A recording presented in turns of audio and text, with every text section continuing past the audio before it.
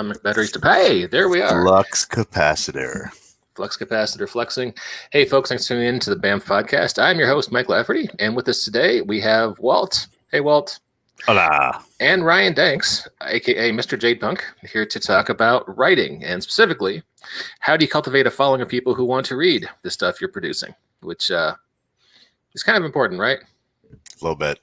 Yeah. Well, Ryan, you're probably the most successful guy in this podcast right now, given Jade Punk.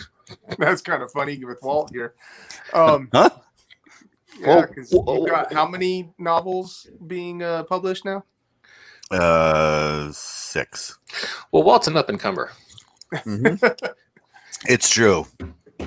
Yeah, a couple months I'll be the little guy on the podcast. I'll always be smaller than you, Ryan. Don't worry. You'll get there. I'm still struggling with short stories, but well, I mean, there's conventional wisdom, right? How do you? I mean, the idea is you build a mail list. If you're kickstarting your products, you get everyone's email there. You can, people are big into newsletters these days. I've been thinking about doing that too. Have you played around with that at all? I've been playing with it. I notice even when I get people who are super into it, maybe a 14% open rate, which is supposed to be pretty good. Mm-hmm. And if it's a 14% chance that they even see it, that doesn't sound awesome to me. No, it seems like kind of a lot of work for not much return. Yeah. I do like, and a lot of people, they either spam it and then you get annoyed and you unsubscribe, or they put it out like kind of like me, I guess, so rarely that when it does pop up, everyone's like, who's this Ryan guy? Because they forgot about you. I'm about to launch a thing called the Intrepid Journal, which is it's technically a newsletter, but it's going through Substack, which Substack is interesting because you can, kind of like Patreon, you can charge people to have access to your newsletter, which is weird. But there's a huge amount of people who are into that. I'm not going to be charging for it, but I'm doing it where, and this I think to build any kind of following, is you provide value, massive amounts, as much value as you can possibly build. Yeah, there's a journalist I follow, Andrew Sullivan. He used to write for the New York Times, and they thought he was too conservative, so they showed him the door or whatever. Don't know the whole details, but he's on Substack now. He was one of the early adopters to that. Yeah. So like Gary Vaynerchuk, I'm a big fan of his to some degree. I don't agree with hustle culture very much, but he always talks about value. If you provide value, so like the Intrepid Journal is going to be everything that myself, Destiny, who's a musician, is doing it with me. And everything that basically inspires us, we're going to talk about. Like I've been playing Cyberpunk like crazy. I'm kind of mildly obsessed. And it inspires me to tell stories and to do stuff. And so I'm gonna write about Cyberpunk in the first Intrepid Journal issue. She's gonna write about some musician that inspires her. We want to get artists and photographers, because then people want to open it because it's stuff that's inspiring. It's not just, hey, look at all this stuff that I published this week, because no one cares. In reality, unless it's something that they're going to want to read or they're already bought into the product line. Is this going to replace Medium for you? No, it's this is going to replace my personal newsletter.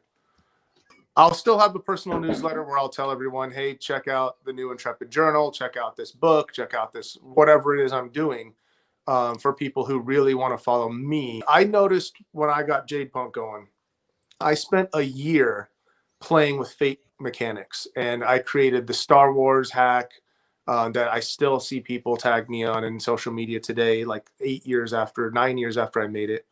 I made how to make Superman and Fate Core with the base rules, no hacking, Iron Man, everything. And I provided so much value to the Fate Core community that when I did Jade Punk, a lot of people were like, dude, I feel like I owe you money just for how much you've enhanced my game. I provided so much value that I had that jump on.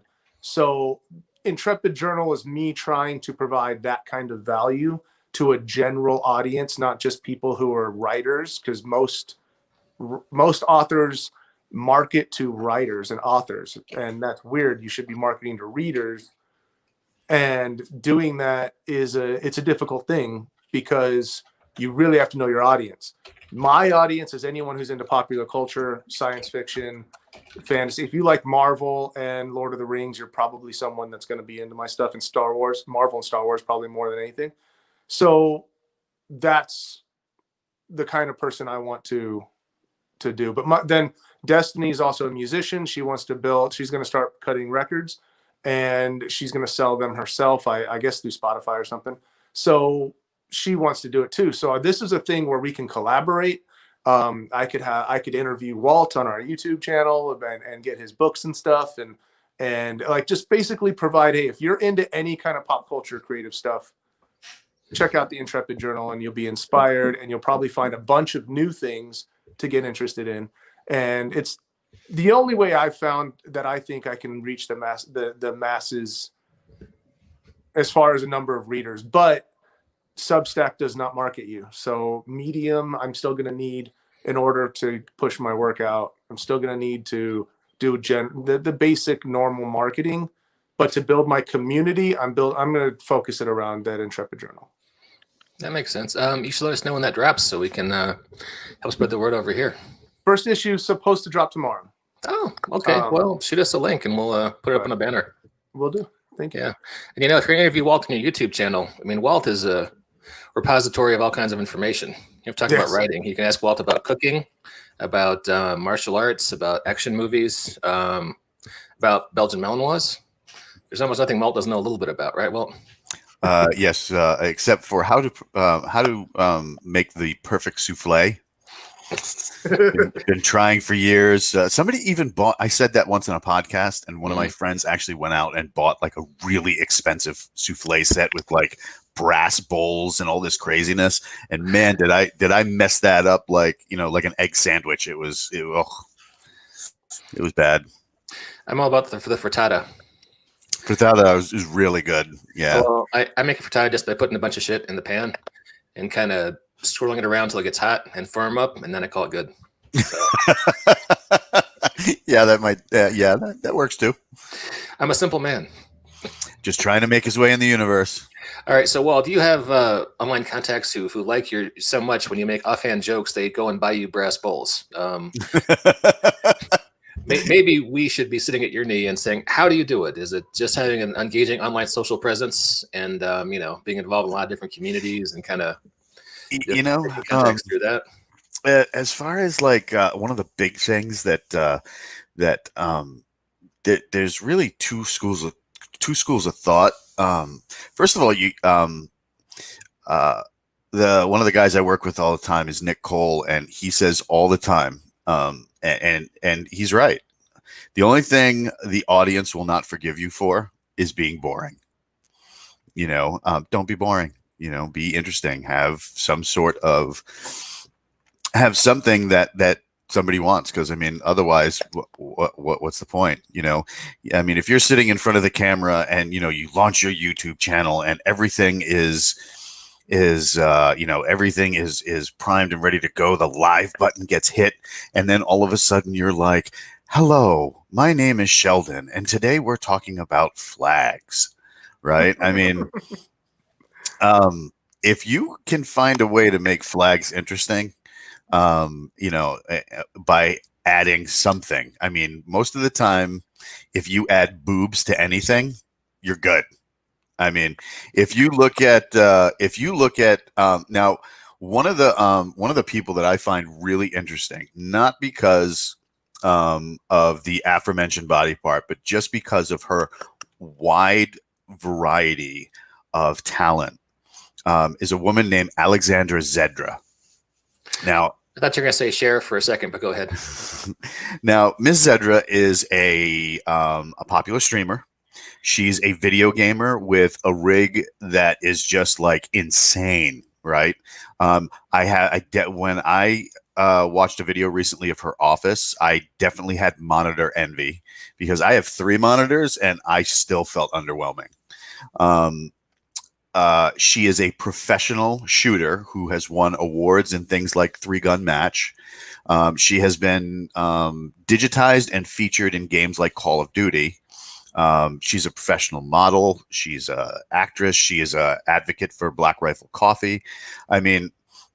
She is Is an is that is interesting. that, is that her right there? Yep, that's Alexandra Zedra. Yep. She is an interesting person, but also by appearances, she seems to be very nice as well. So um, you have all of the things that can lead to a social presence, a social media presence. That while you might not necessarily be a movie star, you definitely have a social footprint that when people pass it, they go, "Holy crap, that's a T-Rex!" Right? So uh, she does several things that when you look at people with a popular social media presence, be it a newsletter, be it trying to establish a community, she has number one, consistency. You have to be consistent, right? Recently, in one of the other channels that I monitor and work in, we have a show that happens once a week. So you have massive engagement on this one day, and then the stats tank because you have nothing for the rest of the week, right? But if you look at people doing a similar channel, right, they have their game day where they get together and they film themselves playing D&D with these massive play sets. So there's your interesting factor, there's the wow factor, right, and there's the personality because the person on the show is very charismatic. So then on another day, they have a thing where they talk about game stats. Then they have another day where they're talking about game history. It's on the same day, same time, same people all the time, right? You're building consistency. If you look at Alex's stuff, you also have, she's interesting, right? She's just not sitting there going, this is my string collection, right? She's showing you into her world as what it takes to get good in something like 3-gun match competitions. She's showing you what the different firearms are and how they're used. When she's using firearms on camera, she's not being a douchebag and violating the 3 laws of firearms, right? She advocates safe weapons handling and the responsible use of a weapon in society, right? So you got that as well. And then, of course, there's the fun factor where she sits down and engages with her fans when she's playing stuff like Cyberpunk or Call of Duty or any of those kinds of games, right? So I think that's a good model for establishing a presence. You have to be consistent. You have to be interesting. You can't be a dick. If you're going to be a dick, you have to be willing to discuss why being a dick is not a good move, and whether or not your dickery is aimed at the right people. Well, I think we could both think of some people, let's just say in RPGs, whose entire personal brand or online brand is I'm a bit of a dick. Being a dick, right? But are they still relevant? It depends on who it is. I can think of a couple that because of their dickishness, they're gone. Like the community just abandoned them. Well, some of them, yes, and some of them, no. Some of them are still prolific. One of the guys that I love reading his stuff. I love his books. He teamed up with Gallant Knight Games to make a massively successful role-playing game. I wear his property patch on my armor sometimes when I go to the range, and if I'm practicing an armor. His name is Larry Corry, right? So he created a game and a novel like Empire off a series of books called Monster Hunters International. And like anybody interesting, he had a great first line for his book, right? His book is, "My day started perfectly normal up until the time I threw my boss out a window." You know, and you're like, I'd like to throw my boss out a window. I must continue to read this, right? So he is an example of writing to a particular market and taking it just enough off that market's track to make them kind of be like, well, I'm not this nerdy normally, but I don't know. I kind of like this thing he's writing about, so I'm along for the ride. And the premise of the books is a person who is the absolute dead center normal is exposed to a world behind the normal world and gets dragged into it because of an event that happens to him. Is this Line Witch in a Wardrobe? I love that book. Yeah, sort of. Yeah. Sorry. If Lion, the Witch, and the Wardrobe talked about the absolute ballistics of a 45 caliber as fired out of an M1911A1, right? So this is like imagine Men in Black that hunt monsters instead of aliens, and all throughout the books is nothing but gun porn, right? So like weapons are discussed, the types of weapons are named and discussed. They're real. You have what do you call it? The ballistics are discussed. The kind of damage it does to the body are talked about.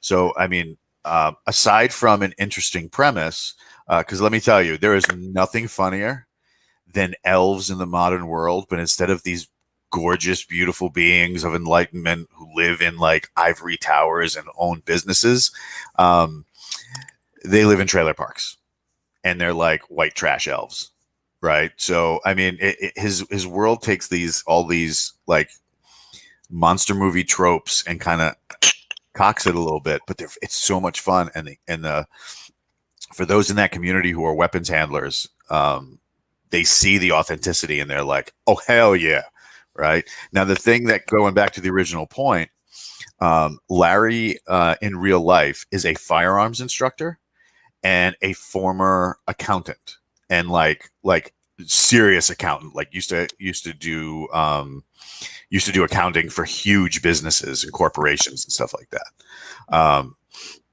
So because of that, he has unique perspectives on things that he sometimes shares online. And when somebody comes to the table and talks about politics or accounting or things like that, and they have an opinion he doesn't agree with, he will discuss it with them, which I think is cool.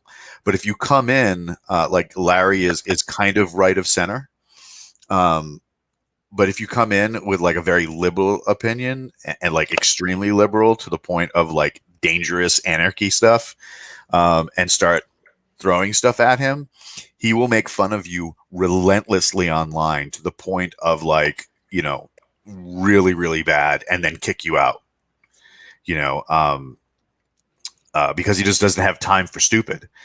Differing opinion, I've never seen him boot anybody with a differing opinion, but if you come in acting jerkish, he will rip you to shreds. And well, see, I would consider that. I see certain behavior online from writers, and I spend a lot of time in the RPG scene, if you want to call it that. And I see some people with online personas that are so odd and maybe more extreme than what you're talking about, where I'm like, okay, this is part of marketing. People are here to see the show. He's going to yell at somebody. His followers get jazzed up by that. Like Harlan Ellison was kind of famous for throwing his little fits at conventions. Mm-hmm. And if you didn't like Harlan Ellison, you hated that. If you loved Harlan Ellison, you were jazzed to see it. But everyone was talking about the stupid shit that he did because it was remarkable. But kind of like that chef. Yeah. For some reason, Gordon Ramsay. Gordon Ramsay. Yeah. I was shocked and amazed to see Gordon Ramsay had a kids show, but he's awfully nice to the children. Yeah. Well, and if you watch his masterclass, or I had masterclass.com and I watched it, he's like the nicest guy ever. And I want someone to talk about me the way he talks about fruit and vegetables. And he's like the coolest dude. He doesn't even know words in his masterclass. I think he's closet, like super cool guy, but he used to be a rugby or a soccer player or something, and he knows how to spit game. Yeah, and that's the thing too. Like if you look at, there's a British comedian right now who's like blowing up YouTube. He's hysterical. If he was American, he might get away with what he's doing because he's Chinese. He might get away with it. Yeah, Uncle Roger. Oh my God, it's hysterical. And he basically pantomimes the typical just off the boat Chinese, like and he kind of like over exaggerates it, and he talks about everybody's fried rice videos online. So when he had Gordon Ramsay, he was like in love with the way Gordon Ramsay did fried rice and like did this whole bit about it. And I guess Gordon reached out to him and was like, dude, that was awesome. And it's like, it just goes to show you, there's different levels of being a dick, you know, and if it's part of your shtick, right? I mean, and if it works for you and you have that sense of balance where, you know, in basic training, you would always have 3 drill sergeants. You had the one that was like the father figure, you had the one that was the authoritarian, and then you had the one that was like nightmare fuel, right? And the authoritarian, that guy in the middle, right? Hardly anybody ever brought their problems to the father figure. You know, it was always that middle of the road guy, the guy that would snap your head off because you were being an idiot, but then would build you back up. You know, well, let's put that head back on the shoulders, a little super glue, some, you know, 100-mile-an-hour tape, and here we go. Okay, off you go, Frankenstein, right? That kind of thing would be the guy everybody would go to because that guy was the problem solver, right?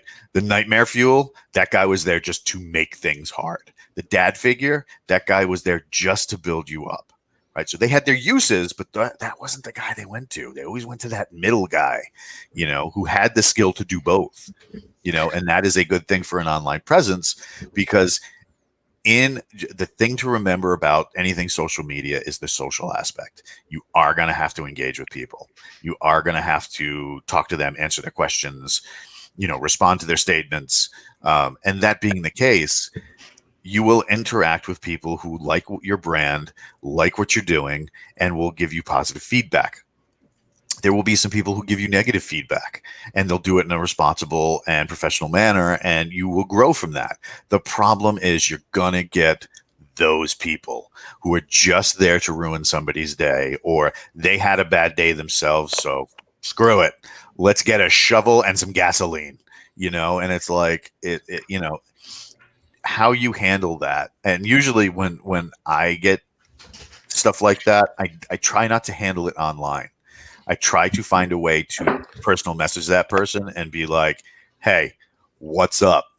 Why are you saying this? You know, and in a couple of instances, it's been, oh man, you know, I just had a really crap day and blah, blah, blah. And, you know, the stuff you're doing is not bad. I just, today it just hit me the wrong way and I'm really sorry, you know, and it's like, it's cool. Is there anything I can do to help you? And usually saying something like that, and not just saying it to say it, but saying something like that because it costs you nothing to be a decent human being to somebody. You know, one of the guys I was talking to online was having a hard time because he was going through some things in the back of his life, and he was being made fun of at work. You know, and I said, well, I'll tell you what, here's my personal phone number. Call me if you're having a hard time. Right. And he still doesn't like my stuff, but he'll reach out and say, I watched your show. I didn't agree with it. But right on, man. Thanks. And, you know, that's a kind of right on, freaking awesome, you know, but like, yeah, it costs nothing to be kind to people and carry on things behind the scenes so that you're not escalating, you know, because if you're escalating, you're not writing, you're not producing your newsletter, you're not engaging with your fans, you're not whatever, you're just feeding into a fire that is already at your feet. Yeah. You know, the only thing you're going to do is consume your time, energy, and resources. Well, I mean, I spent a lot of time working customer service in my younger days, and there's a skill for engaging with someone but not being in your emotions about it, just being professional. You got a flow chart in your head. Where's this conversation going, this way or this way? And at some point, there's just like, best of luck to you, buddy. Have a good life. And that's the lasagna, don't get any on you. Yeah, being able to walk away and actually staying away, especially online, just not going back to it and putting any, you know, just, hey, we had this interaction. Fair enough. See ya. But you guys mind if I share an article I found? Hit it. Okay. This is one of these, you know, writers' websites, freelance writing gigs that has, you know, some of that conventional wisdom sort of advice. Let's just take a look and see if maintain a newsletter. And I've heard this from a lot of writers last couple of years, and I'm on newsletters for a couple of comics guys I like. But from what you're saying, Ryan, this was kind of didn't really do much for you, right? Well, it's not that it wouldn't. I mean, if you think about it, if you build a newsletter with 10,000 people and you have a 14% open rate, that's still 140 people that's going to see it, maybe 14 sales, because you generally get 1%, but still not, you know. I've had several newsletters over the past 10, 12 years, and one of them I built up to over 1,000 people. It never brought me anything, but enough people swear by it that I'm willing to say that I'm probably doing it wrong. Walt, I mean, you're, as we mentioned before, you're kind of an up and comer. You've got a lot of books in the works, and you certainly work with the Galaxy's Edge guys who have a huge following. I'm guessing they have a newsletter. They do, and they have two. They have a general newsletter for their general audience, and they have a secondary for their subscription service, which is the Galaxy's Edge Insiders. And what you do is you pay $10 a month, and then I think they have a lower tier now too, but I'd have to look it up. I'll look it up in a second. But you typically pay $10 a month. And what they do is they give you all the inside track. You get to see artwork for new projects. You get to see side projects that they're doing, and anything that's coming out for them.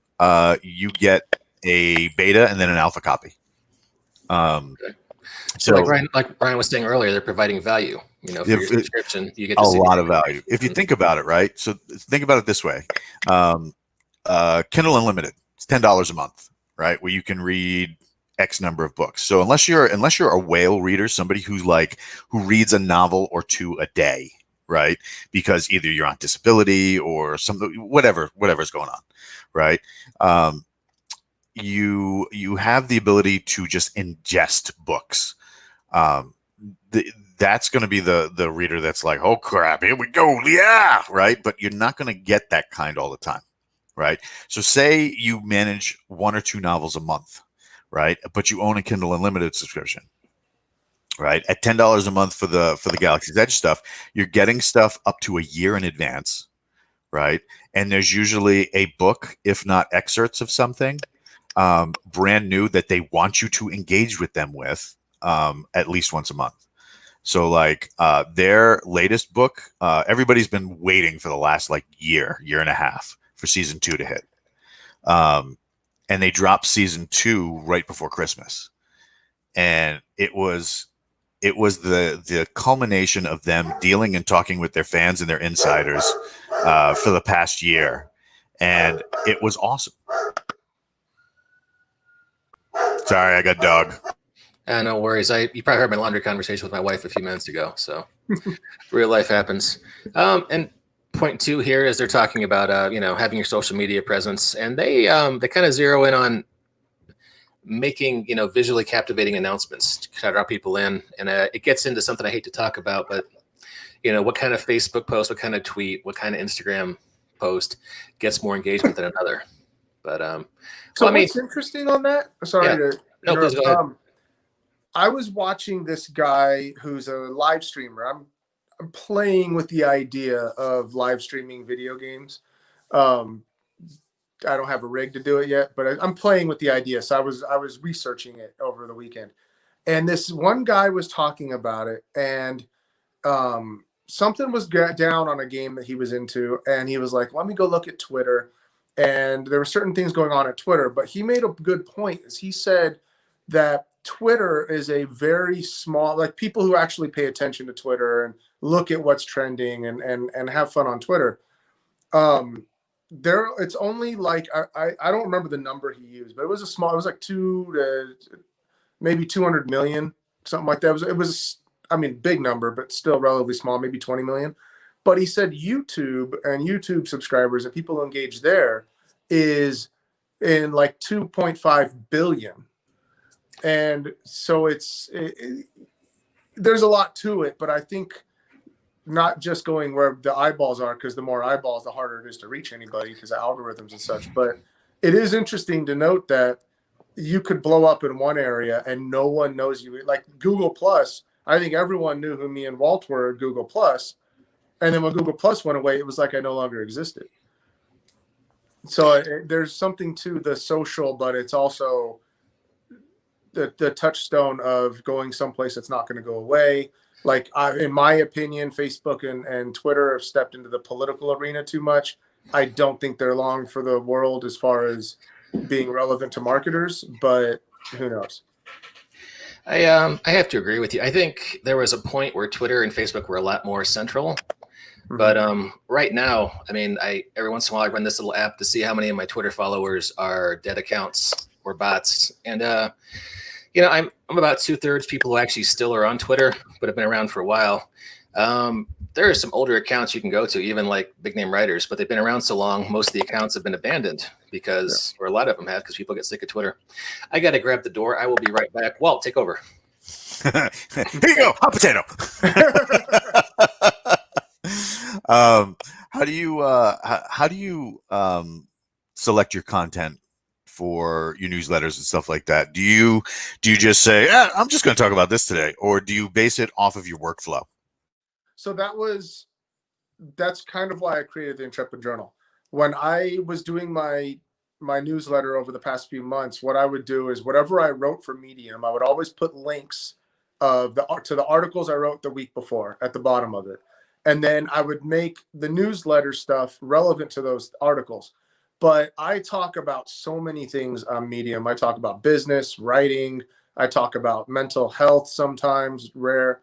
Because around the time we met, I overcame massive anxiety where I didn't leave my room probably for the first year that we talked. I left my room maybe a handful of times that entire year. My anxiety was so bad. Now I get on airplanes and I'm back to normal. And so sometimes I try to talk about that to help people, but I also talk about video games. Like, it's all over the place. So someone following my newsletter as a general newsletter would be like, they'd have to be fans of me. And I don't think I am necessarily as interesting as Alexandra to draw that. So that's why I'm doing the Intrepid Journal. It's like, okay, don't look at me, look at this awesome stuff that I'm recommending. And that's value that I can give you instead of just a look at me thing. And then from there, I can say, hey, look, by the way, one of the awesome things this week is this thing I published. Go check that out too. And I can kind of plug myself in there. And that's how I kind of handle my content for social. Is I try to do things that's going to interest general population, and I just try to find things that are valuable to other people, because if it's just valuable to me to get sales, it's not valuable to anyone but me, and then I don't need to be telling anybody about it. Right. So, do you look for certain things in other people's newsletters? What when you open a newsletter or when you get one in the email, right? I know there are certain ones where it's like, why am I still subscribed to this? And then there's others where it's like, oh yes. What do you put in yours to get that oh yes factor? I don't know. I struggle with it. That's why I'm doing the Intrepid Journal, because I want to get, like, Mandalorian ended recently. The second season ended, and they're going to a bunch of other stuff. Intrepid Journal gives me an opportunity to capitalize on what's big in the world right now. My personal one, I couldn't really do that, but I noticed there are, like, whatever leads me to sign up for a newsletter, if enough issues of that newsletter are not relevant to that, I'm not interested. So it has to be, the reason I sign up has to be relevant to every single newsletter.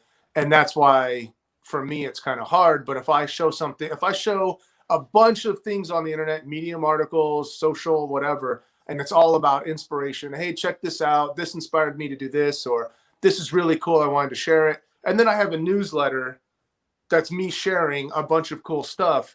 That's totally relevant to why someone signed up. There's one that I go to. It's called the Ninja Writers by Shanta Grimes. She's big on Medium. I don't know how big she is anywhere else. But she has a few other people, and they have a newsletter. And I signed up for it because it was about their general writing advice on how to make money writing. And they primarily make their money on Medium, but they're also fiction writers.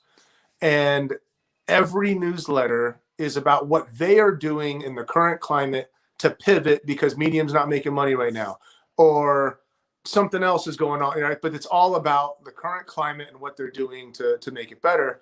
And I actually listen to their podcast and follow them, but there's other writers that are like most writers trying to teach how to write, which is a very limited audience, but most writers do that. And a lot of them, they lead you in with here's how to build your business. And then in their newsletter, it's all, hey, check out this new thing I wrote, or go buy this, or, and it's like, no, I'm done. And I sign, I log off. Yeah, I can understand that. You're right. You got to be very specific about your brand. It's actually a complaint I get about this podcast sometimes. I had a viewer who was sort of cheesed off because earlier in 2020, it's a new year now. How about that? We were doing a ton of lunchtime podcasts where we just did like an hour or 45 minutes of, hey, here's an RPG. We're going to have some fun with it. Nothing too deep. It just, hey, we're role playing over lunch. Let's have a good time. And people were into that. And we haven't done it in a while, mainly because it's RPGs. They're hard to schedule. People get sick, and it's been a couple months. And guys like, hey, what the hell? Where are the actual plays? And I'm like, we're trying, we'll get them back eventually. It can be hard to maintain that. But is this the website you were talking about? I think so. It's hard to see, but I know the Shanta Grimes runs it, but I know there's other people involved. Now here's the thing I know. Yeah, here's the thing I needed to know. Are they ninjas who are writers, or are they writers writing about ninjas? No. So I live in Las Vegas, and Shanta does too. Oh, so nice. that interests me. The girl, in fact, the person who got me into writing novels is the one who took care of. Her name's Alexia Purdy. She was a nurse who took care of my daughter. My daughter died at birth, and they resuscitated her. One of my best friends was the respiratory therapist that resuscitated her, and the nurse was an author, and she does stuff. So I don't know, something about being local. I feel a connection, even though I hate Las Vegas. But that's what keyed me into her, and so I was like, okay. And then she actually had good stuff. She does have certain things she writes. I'm like, is a little arrogant, but she definitely knows what she's talking about. She's the one that led me onto that idea of writing short stories once a week or once a month for specifically Amazon Kindle Unlimited. And because enough people read it and you have enough material that you could get $1,000 a month just from that. Just from short stories on Kindle Unlimited? Mm-hmm. So in Medium, the goal is to put out enough content that enough people read it and pay you cents, but enough people are doing it with enough volume that you make money. So the same concept with Kindle Unlimited, it's not the big releases that make a bunch of money themselves, but small releases at volume. Mm-hmm. And that's the concept. And people already are, like Walt already said, they're already paying for it. It's something small that you can read in 20, 30 minutes, and it's ongoing or whatever it is. But how's that going for you? So I've been doing it with nonfiction stuff because I'm trying to overcome this fear of writing fiction. Every time I get started, I'm like, let's do it. Let's just all three of us start a project together right now. Right now. Let's do it. Right now? Like this right now. Like 1400 hours, 1409. Yep, something to put out a newsletter on right now. Let's get over that fear. We could do the BAMF podcast Writers Wednesday. Oh, that's kind of a long one, right? Yeah. Did you want to do fiction writing and we do a podcast? We got to do fiction because he's got this thing, right? I know when I was a young kid, right, I was terrified of heights, right? Get on a ladder, I'd get dizzy and fall over, right? And my grandfather, who was this really angry Sicilian dude, but he was very smart. He's like, if you want to get over something, you stare it in the face and you punch it till it falls over. And I'm like, does that work? He goes, trust me. So a couple years later, I had started taking karate. And when, I had a bully, I was like, he's really big. Fuck it. And I hit him until he fell over and I got suspended. But I mean, I wasn't afraid of him anymore. So I said, I'm terrified of heights.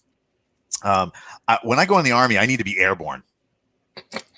And I also joined a unit where they do rappelling, lots of rappelling, and they also do lots of climbing. So I think my biggest climb, was a 300, 400-foot rock climb, which is not big as far as rock climbing circles goes. But, when you're terrified of heights, it's like, all right. And it's not the looking down that gets me. It's when I'm up high and I look up, right? Which is kind of weird, but whatever, right? So I went airborne, right? So you say, you're a little nervous about it. Let's do it right now, and let's put out a newsletter about it. Let's put out a newsletter of doing it right now. You're afraid of it. Stand up in front of it, punch it in the face until it falls down. Let's do it right now. What are we calling the newsletter? We could call it Writers Wednesday newsletter. The Writers Wednesday. And then every week we should have something ready for the Writers Wednesday. So by Friday during the day, right, we should have something written so that over the weekend we can get it edited, right? You guys send it to me, I'll get it edited, right? And then we'll do like a page, 2 pages of content, and we'll release those 2 pages every Wednesday. And then at the end of like 3 months, you'll have a short story. And then you throw it up on Kindle Unlimited, and we can even donate the proceeds to a charity of the audience's choice, right? So that way you're giving Ryan gets his against the story, the story, right? Mike keeps saying, "Oh, I really meant to," and we'll get him meaning to. And then me, I can act like a control freak and just stomp around the office and be like, "Yes, I'm leaving everything." I've got like 4 or 5 stories in various states of completion and uncompletion. I could contribute. Well, if we're gonna do this, hey, let's make this interesting. It's happening real time, people. Email newsletters. Here we are on MailChimp. Yep. You can go now. As far as newsletters go, right? MailChimp is pretty good and is probably the biggest. Not to pick the low hanging fruit, but yeah, it's probably the biggest gorilla in the room. You also have MailerLite. There's MailFox. Substack, I'm finding to be a lot of fun. Substack, if you make it free. I still have a hard time charging for newsletters, but yeah, it's a little weird. Yeah, it's weird, but people do it, and people make a ton of money doing it. So it's. I mean, I guess if you're teaching something or like, yeah, but like even in the newsletter, one of the things I really enjoy is getting a newsletter with a video in it. I don't know why. I just get all really? And yeah, because I mean, it's what do you call it? I'm part of this. I subscribe to this channel on YouTube with this lady who does cooking, but she cooks in the wilderness. Like she goes out to like crazy places and makes these incredible dishes while she's camping. So she adds that interesting combining 2 things. Right. That's how my daughter's favorite person, Bailey Sarian. She does her makeup while she talks about serial killers. She'll tell the story. She calls it Makeup and Murder Monday. Oh my God, I love it. I got to tell my wife. She's this makeup artist who's actually really good. And while she's doing her makeup, so he walked in and he just pulled out a shotgun and killed this dude. And she's applying lipstick. And it's like she's having a conversation with you. And it is the most entertaining thing. I've watched so many episodes. Makeup and Murder. I am going to tell my wife because my wife loves horror stories. Yeah. It's Bailey Sarian. She's on YouTube. She's actually pretty awesome. Yeah, it's kind of amazing some of the YouTube content that gets thousands and thousands of views. But yeah, serial killers, true crime, she gets millions. Like every episode, every video is like 42 million views.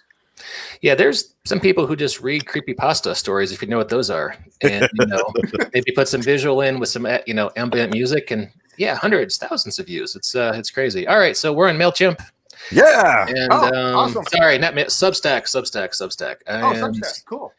Yeah, I'll put it's coming soon. I'll put the link up here. I guess we're doing this now. Yep. Let's do it. All right. So what are the rules? What do we do? All right. So let's so that because all of us are busy people, right? Mike has corporate overlords. I don't sleep, but am right now I am covered in fur.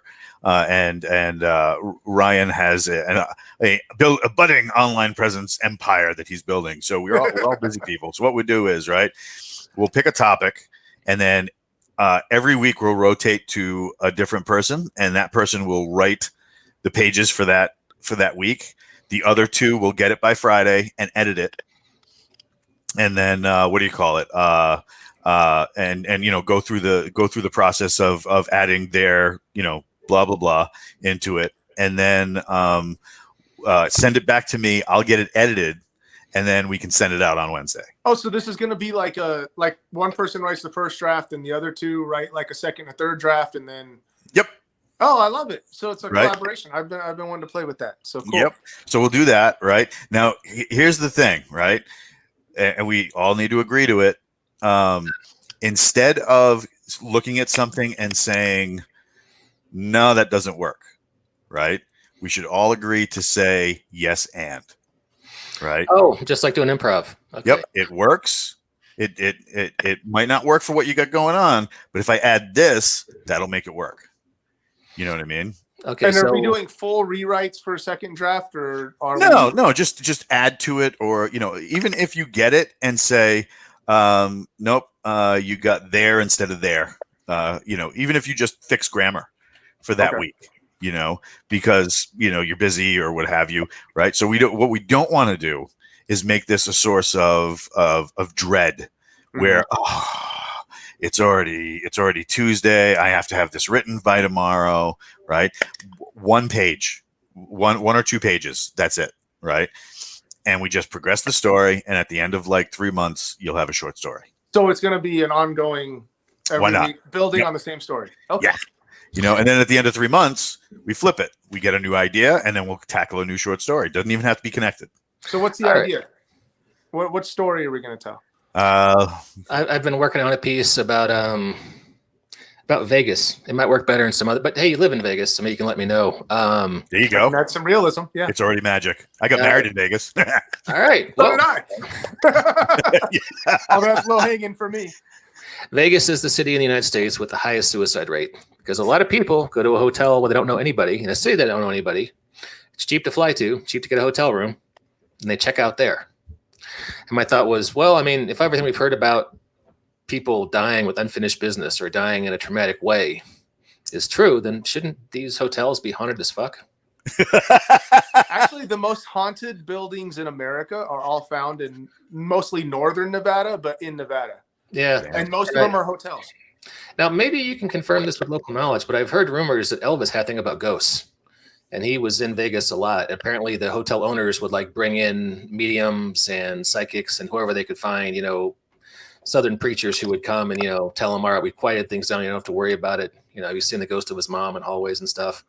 And I was thinking, well, I mean, there's all these old hotels. I mean, because every decade or so they implode these hotels and then they're just gone. It's like, what happened to all the people who, died there?